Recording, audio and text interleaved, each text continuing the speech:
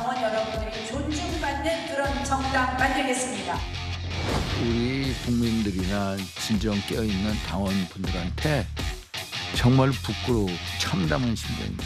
국회의원들의 그 고질적인 병폐 줄서기 오다 정치 절대로 이거에 대해서 항거해 주십시오. 특정 지역에 저 얼굴에 있는 사람이 없습니다. 저를 영남의 양아들로 받아들여 주십시오. 제가 끝까지 의리를 지키겠습니다.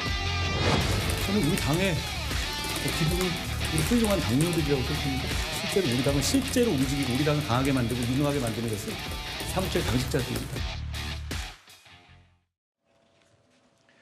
국민의힘 차기 당대표 선거가 4파전 구도로 압축이 됐죠.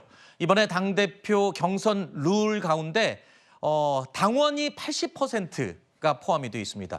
그만큼 당원의 마음이 굉장히 중요한 상황인데 당심의 대부분을 차지하는 지역이 또 영남권, TK, PK입니다.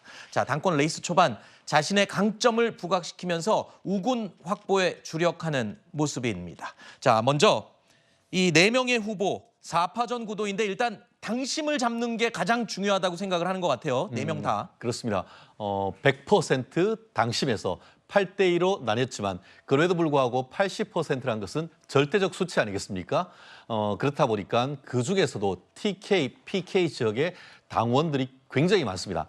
그러다 보니까 제일 먼저 실질적으로 그 출마 선언을 했던 나경원 전 원내대표 같은 경우에도 미리 벌써 대구 경북 방문해가지고 이철우 경북지사 그리고 또 홍준표 시장을 만나고 왔고 이어서 지금 원희룡 전 장관 같은 경우에도 대구 경북을 가서 한마디로 보수의 심장에 대해서 지금 구애작전하고 있지 않습니까? 네. 사실 저도 어제 제 고향인 구미에 갔더니만 이 원희룡 전 장관께서 구미 오셨더라고요. 구미가 어딥니까? 보수의 심장 중에 심장. 박정희 전 대통령의 고향 아닙니까? 네. 그렇기 때문에 그와 같은 정치적 러브콜을 확실히 던졌다. 네. 그 반면에 지금 그 한동훈 전 비대위원장 같은 경우에는 선수도권 후 TK, PK 이렇게 가는 것이 아닌가 싶은데요.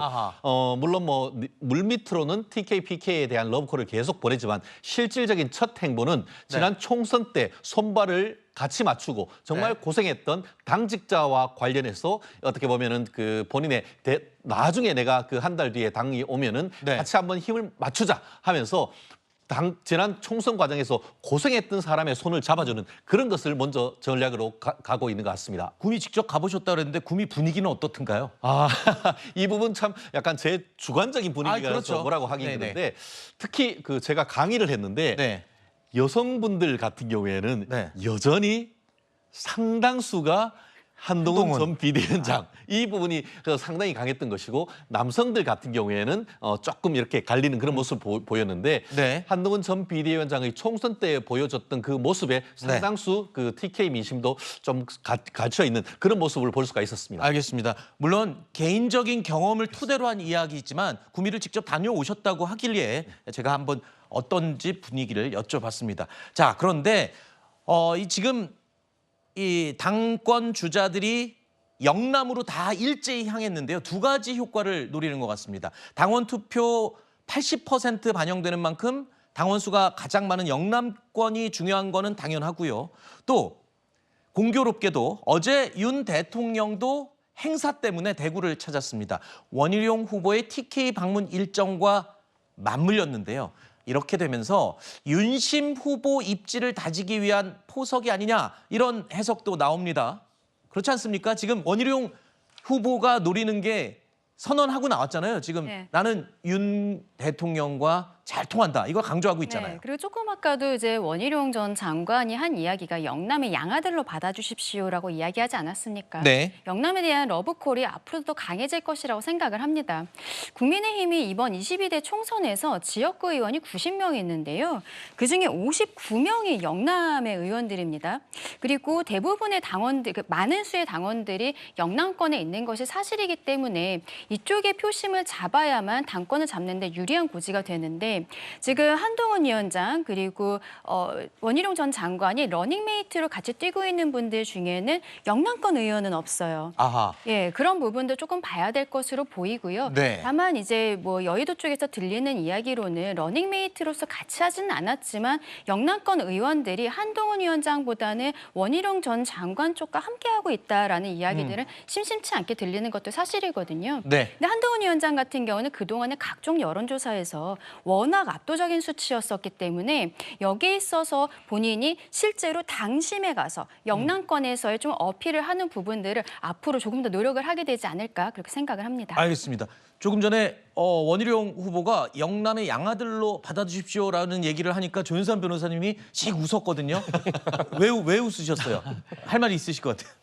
지금 원희룡 전 장관 입장에서는 그 TK 공략에 대해서 아마 신중하고 적극적으로 공략을 할 필요성이 분명히 있을 겁니다. 네. 그렇다고 하더라도 다른 지역에 가서 어떤 말씀을 또 하실까 싶어가지고 또 다른 지역에 또 양아들이라고 하실까 싶어서 좀 웃음이 났던 부분이고요. 네. 원희룡 전 장관 입장에서는 이번 전대 출마 자체에 대해서 아마 윤심을 등에 업고 이번 전대 출마를 결정을 했을 겁니다. 저는 그렇죠. 아마 대통령실과 사전 교감이 있을지 않을 정도인가라는 생각이 좀 들 부분이고요. 네. 현재로서 친윤계로 불리는 의원들 입장에서는 나머지 전대에 나온 후보들 중에서 원희룡 전 장관이 가장 선명성이 있지 않나 싶고 네. 그렇기 때문에 원희룡 전 장관 입장에서는 TK를 공략하면서 지금 어대한으로 불리는 한동훈 대세론의 균열을 일으키는 게 지금 현재로서는 가장 큰 목표가 아닐까 싶습니다. 네, 정치인들은 뭐 여기선 사위 됐다가 여기서는 아들 됐다가 저기선 또 가족도 되고 막 그러잖아요. 뭐 그러니까 이해를 해야 되겠죠. 뭐 다른 정치인들도 마찬가지니까요. 어떻게 보셨어요? 뭐 민주당 저희 당에서는 먼저 호남을 참는 것처럼 네. 당연히 영남을 참는 것은 시작할 때 당연한 것이죠. 네. 제가 그래도 민주당 입장에서 지적하고 비판하고 싶은 부분은 영남 다음으로 당원이 많은 곳이 어디입니까? 수도권입니다. 네. 수도권 민심을 제대로 읽지 못해서 사실 국민의힘이 총선에서 대패하지 않았습니까? 그럼 수도권 민심이 요구하는 건 뭐냐? 윤석열 대통령에 대한 쓴소리, 국정 운영 방향에 대한 바로잡음 이런 것들을 요구하고 있는 게 분명히 드러나지 않았습니까? 네. 그런데 과연 영남을 찾은 다음에 수도권 민심에 반응할 수 있는 후보가 누구인지를 어필하는 게 사실상 이 국민의힘 차기 당권을 잡는 사람이 해야 될 역할, 해야 될 목소리가 아닐까라고 말씀드리고 싶습니다. 지금 영남권의 당심을 공략을 하고 있다 막 한참 얘기를 했는데 야쪽에서는 지금 중요한 건 수도권이라고 지금 계속 강조를 해주시는 것 같습니다.